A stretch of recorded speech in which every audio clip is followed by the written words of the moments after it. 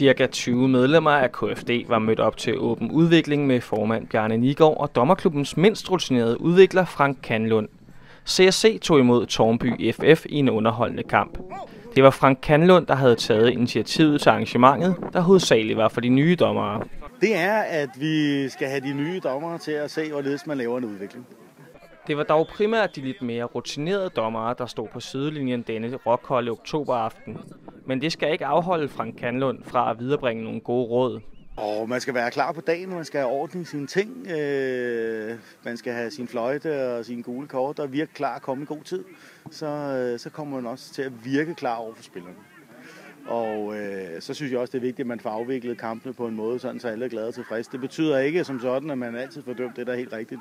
Men vi skal i hvert fald ikke give anledning til problemer og få dem til at opstå i hvert fald. Og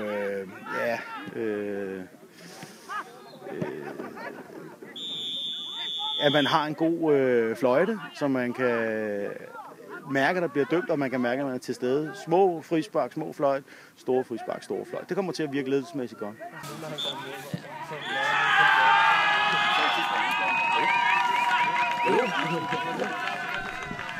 Kampen endte 3-2 til Christianitterne, og efter arrangementet udviklede Frank Kanlund så formanden, mens medlemmerne lyttede med og stillede spørgsmål. Det kan jo være, hvis man siger, at der er ikke noget, jeg vil lave. Det kan også være, at man sidder og siger, hov for fanden. Den der situation, den kunne jeg godt lige have. Og så kan man jo tage det med det samme. Så nu spørger jeg så med at spørge gerne ad. Jeg har altså sådan 2 engangsspørgsmål. Er det noget, du ville have lavet om i dag? Når du så sådan kampen sådan over i byen. Ikke som jeg sidder lige her nu bagefter. Der er jeg faktisk fint tilfreds med forsætlighedsniveau og de ting, jeg får dømt, og måske også de ting, jeg ikke får dømt. Jeg er helt med på, at der kommer nogle appeller i nogle tilfælde for noget puff bagfra, eller så dels kommer der også en appel for en advarsel til nummer 9 for Tårnby, fordi han forsøger at holde. Men egentlig er jeg generelt tilfreds med det, fordi jeg synes, at det bliver kørt i havn på en ordentlig måde. Og det er jeg faktisk enig med dig i.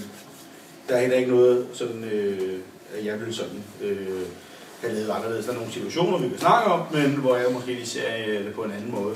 Men fred være med det. Ved 10-tiden var alle de gode spørgsmål så besvaret, og de omtrent 20 medlemmer tog hjem.